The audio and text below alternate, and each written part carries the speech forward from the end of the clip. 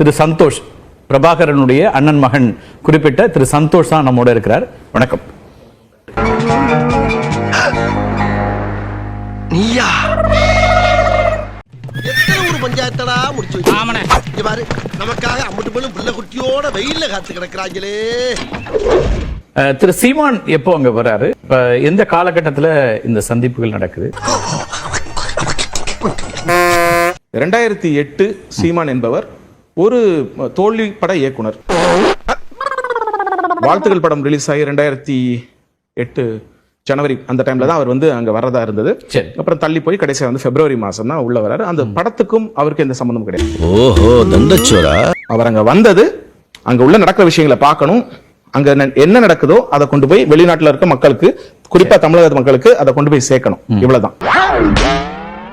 அதான் நான் யாரும் தெரிஞ்சு போச்சு இல்ல. அப்புறம் நான் மறுபடியும் லுக்கு லூசில விடு.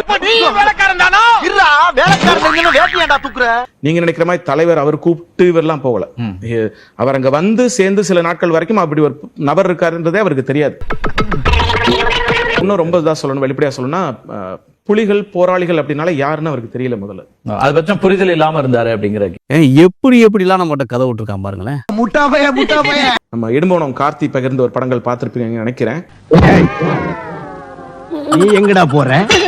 கடாபி என்ன பயிற்சி கொடுத்ததா சொல்லக்கூடிய அந்த துப்பாக்கி எல்லாம் வச்சிருப்பாரு. உங்களுக்கு அந்த எவிடன்ஸ்ல அந்த போட்டோஸும் இருக்கு. ஜியோ டேக்கிங்கோட இருக்கு. ஜியோ டேக்கிங் மீன்ஸ் எந்த நேரத்துல எந்த இடத்துல எப்ப என்ன கேமரா என்ன டிவைஸ்ல எடுக்கப்பட்டதுன்னு முழு டேட்டாவோட சரி அது இருக்கு. அந்த படம் என்னுடைய ஷூட்டிங் ஸ்பாட்ல அவர் வந்திருக்கப்ப கேட்டு அந்த துப்பாக்கியை வாங்கி போட்டோ எடுத்தது. ஐயா, நான் அந்த ஊருக்காரங்கிட்டையும் பொண்டாட்டிட்டையும் வேற பாடிட்டா சொல்லி வச்சிருக்கப்பா. என்ன கடாபி இங்க இருந்து சொல்லிருக்கலாம்ல. நடந்து போறாரு, கிட்ட போய் அண்ணன் வந்து அந்த இது டக்குன்னு அமுக்கி போறாரு, தலை கவுந்துக்கிறது. ஸ்டிக்கர் இப்படி அமுக்கி போறாரு, டக்குன்னு அமுக்கணும்னா தலை கவுந்துருதுனே, அதனால கீழே போய் அடிக்குது. சினிமாவில் நல்லா என்கவுண்டர் பண்றாரு, இங்க என்ன பிரச்சனை இருக்கு? அப்போ நான் மாதவன் படத்தில் மாதவனை சுற்றிருப்பேன் ஒரு படத்தில், அதை பார்த்துருக்காரு. இங்கே பாருங்க என்ன பிரச்சனை, இங்கே பாருங்க இப்படி அமுக்கிறாரு. அப்படி பண்ணக்கூடாதுப்பா. இங்கே பாருங்க விசை எப்படி வச்சுக்கிட்டு மெதுவாக பண்ணால் அதுவாக போய் அடிக்கும். நீங்கள் இப்படி தலை கவுந்துக்கிறது பற்றியெல்லாம் என் கையை பிடிங்க, கை வலிக்கிறவரை இப்படி பண்ணிட்டு இருங்கன்றது. அதெல்லாம் வீடியோவை வெளியில் வந்துச்சுன்னா இன்னும் எத்தனை பேர் செத்து போயிருப்பாருன்னு தெரியாது. இப்ப நீ குடிச்ச பாலு ரத்தமா வரப்போகுதுல்ல. இது வந்து திரைப்பட ஷூட்டிங் நேரத்தில் எடுக்கப்பட்ட புகைப்படங்கள் அப்படிங்கிறீங்க, பயிற்சி கொடுக்கப்படல அப்படிங்கிறீங்களா? அப்ப நீ எதிரிகளை சுட்டதே இல்லையா?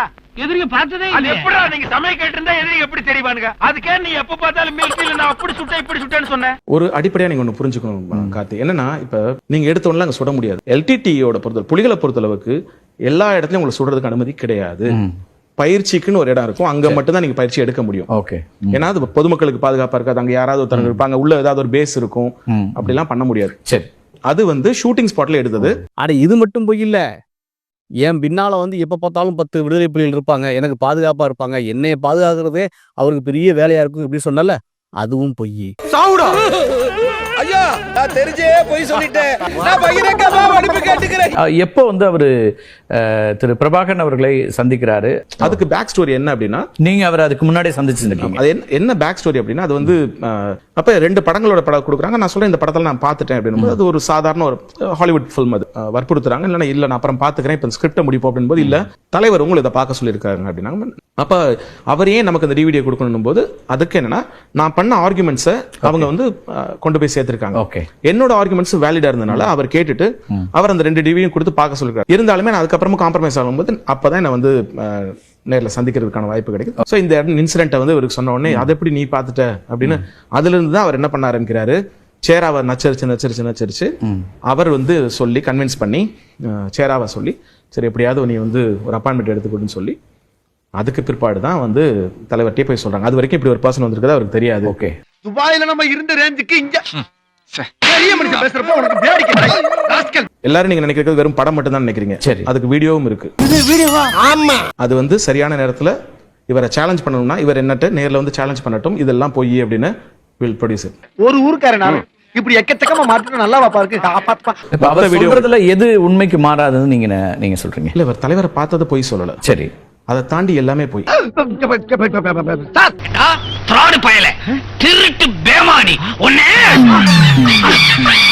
ஒரு மனிதன் வந்து அடுத்தவங்களுக்கு நடக்கிறத தனக்கா நடந்ததை நினைக்கலாம். அதையே 16 வருஷமா நம்பிட்டு அவனும் வாழ்ந்து இப்படி ஒரு தமிழ் சமூகத்தின் மேலையும் வந்து அது வந்து திணிச்சு ஒரு பெரிய கூட்டத்தை வந்து நம்ப வச்சு ஈழத்தமிழர்களையும் போராளிகளையும் அவங்களையும் நம்ப வச்சு ஒருத்தன் வந்து கொண்டு போயிருக்கான்னா எவ்வளவு பெரிய ஒரு மேனிபுலேட்டிவ் பர்சன். எல்லாத்துலயும் போய் சொல்லியிருக்கான், எல்லாத்தையும் ஏமாத்திருக்கான்.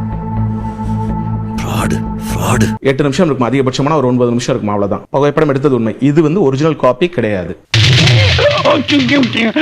அவர் கடைசி வரைக்கும் அவருக்கு அந்த ஒரிஜினல் காப்பி இனிமேல் கிடைக்கவும் கிடைக்காது. வாக்கிங் ஸ்டில் அது.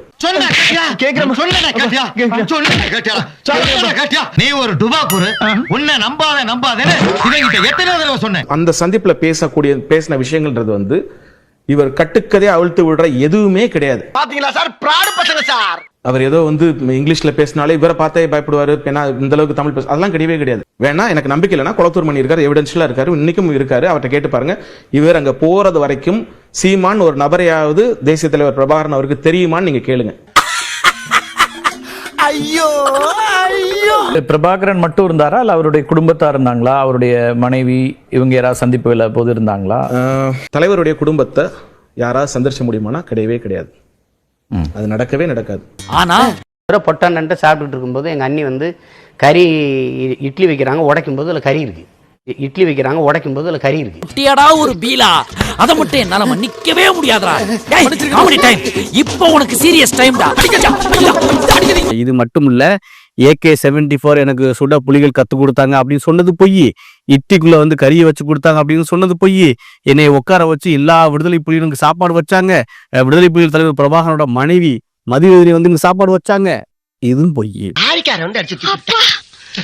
இந்த ஆளெல்லாம் ஒரு அப்பனா வாய் கூசமா போய் சொல்றானே. வந்து ஒரு 2வது 3வது நாள் வந்து எந்த இடத்துல நாங்க வந்து இவர் வந்து நான் இங்கதான் வந்து கடாபி எனக்கு பயிற்சி கொடுத்தாருன்னு ஷூட்டிங்க்கு வந்த போட்டோ வச்சு ஏமாத்திட்டு இருக்காரோ, அதுல இருந்து ஒரு கிலோமீட்டர் ஏமாற்றப்பட்டதுதாங்கிறீங்க. நீங்க எடுத்த புகைப்படம் தான். நான் தான் 2 படம் எடுத்தேன். நாங்க இருந்த காலகட்டம்ன்றது போர் துவங்கி போர் சூழல் உச்சகட்டமா துவங்குற காலம் அது. அப்படின்றப்ப பாதுகாப்பு கருதி முதல்ல கொடுக்க மாட்டாங்க. ஏண்டா பிகே பாண்டி சொன்னு புது ஆயுதம் கண்டுபிடிச்சீங்க? சும்மா பேச்சுக்கு சொல்றேங்க. ஏத்துங்கடா வண்டியில.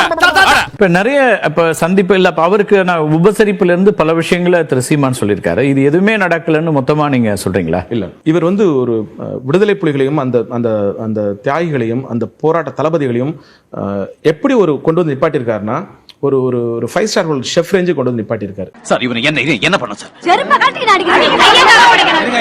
மாமிக்கறி அங்க பரிமாறப்பட்டது உண்மைதான். அது வந்து சீமானுக்கு கிடையாது, எங்களுக்கு பரிமாறப்பட்டது. உங்களுக்கு ஆமைக்கறி பரிமாறப்பட்டதுன்னா ஏன் திரு சீமானுக்கு பரிமாற? நான் சொல்றேன், இவருக்கு வந்து உடும்பு கறி செய்யப்பட்டது. ஒரு தடவை உடும்பு கறி செஞ்சு கொடுத்திருந்தாங்க. அப்ப வந்து உடும்பு கறி கிடைச்சது.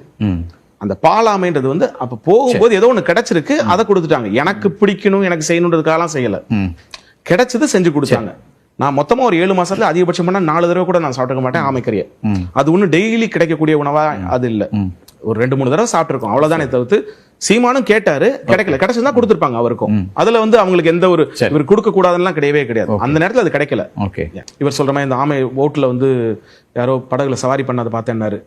இப்படி ஒரு கதை கற்பனை வந்து மித்தலாஜிக்கல் இதுல வரும். நீ போன ஜென்ம பிறந்தியா? இல்ல இப்படி ஆப்பு சிவி வைக்கிறியா, அதான் கேட்டேன். இத இந்த ஆள் என்ன சொல்லியிருக்காரு நம்ம கிட்ட?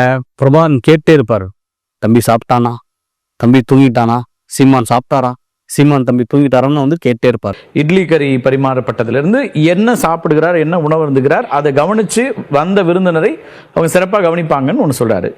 எல்லாமே வந்து நீங்க மறுக்கிறீங்களா? இதுலயும் ஒரு இன்சிடென்ட் வந்து தடா சந்திரசேகர் அவருக்கு நடந்ததுதான். சந்திரனும் மதுரக்கார், அவர் வந்து அவர் பேசுற ஸ்லாங்கே ரொம்ப இன்ட்ரெஸ்டிங்கா இருக்கும். அவர் எப்படி சொல்லுவார்னா, நாங்க சாப்பிடும் போதெல்லாம் பின்னாடியே அது நோட் பண்ணுவோம்டா என்ன சாப்பிட்றேன்னு அப்படின்னு. இதை வந்து அவர் வந்து அப்படியே மாத்திக்கிறார். எல்லாருக்கிட்டும் அங்கங்க பிட்ஸ் அண்ட் பீசஸ் எடுத்துக்குவாரு. எடுத்துட்டு அதை இவருக்கானதா மாத்திக்கிறாரு. அதை அவர் முழுசா நம்பர் ஆரம்பிச்சிட்டாரு.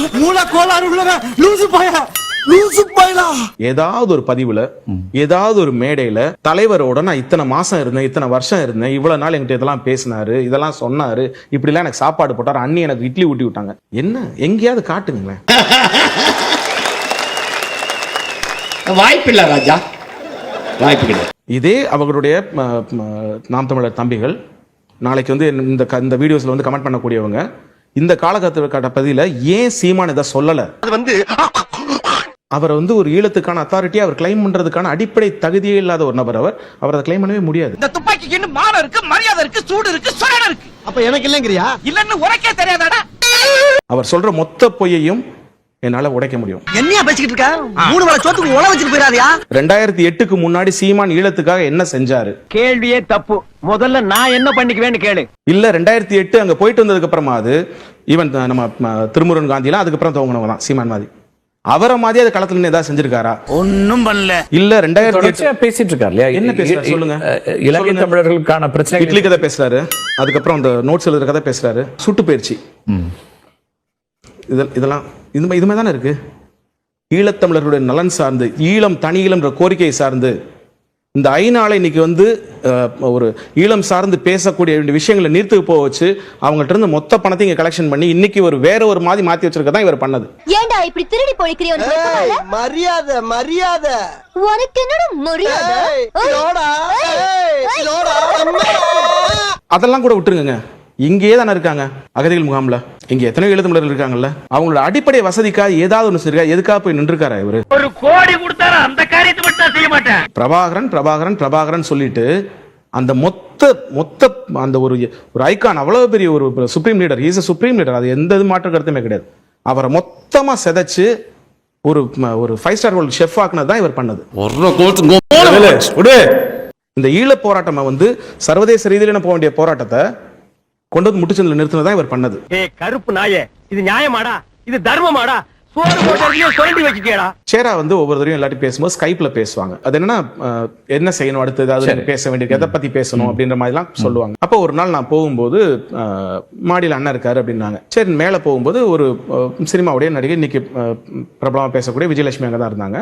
அப்போ இந்த மாதிரி சேரா அவங்கள்ட்ட பேசணும் போது பரவாயில்ல தம்பி கனெக்ட் பண்ணு அப்படின்றாரு. நான் சொன்னேன் இல்ல அவங்க இருக்காங்க, அவங்க போனதுக்கு அப்புறம் பேசணும். இல்ல அது நம்ம பிள்ளை தான், ஒன்றும் பிரச்சனை இல்லைன்ட்டு அந்த இடத்துல அவங்க முன்னாடியே தான் ஸ்கைப்ல அவர் பேசுறாரு. எனக்கு அது வந்து அவ்வளோ அருவருப்பா இருந்தது. அங்க ஒருத்தன் சண்டமலையில இருந்து பேசிட்டு இருக்கான், நீங்க இங்க வந்து இப்படி பேசிட்டு இருக்கீங்களேன்றது. இந்த ரணகலத்திலையும் உனக்கு ஒரு கிளுகிழப்பு கேட்குது.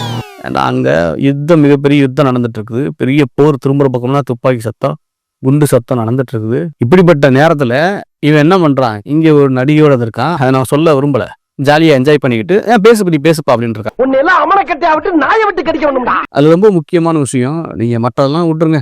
அவன் இந்த AK-74 சுட்டேனது, இட்லி கறி, இந்த எல்லாத்தையும் விட்டுலாம். தமிழீழ புலியோட உளவு அதிகாரி மாஸ்டர் சிரஞ்சீவி இந்திய காவல்துறையிட்ட போட்டு கொடுத்த அந்த அயோக்கியன் சீமான் எவ்வளவு பெரிய அயோக்கியத்தனம். உன்னே மாதிரி அயோக்கியப்பட விருதே தப்புடா ரோட்ல. சாரின்னு சாரி சொல்லாரா, சாரிங்கிற வார்த்தை எனக்கு பிடிக்காதடா. சாரின்னு மறுபடியும் சாரிங்க. ஸ்டார்ட் பண்ணு.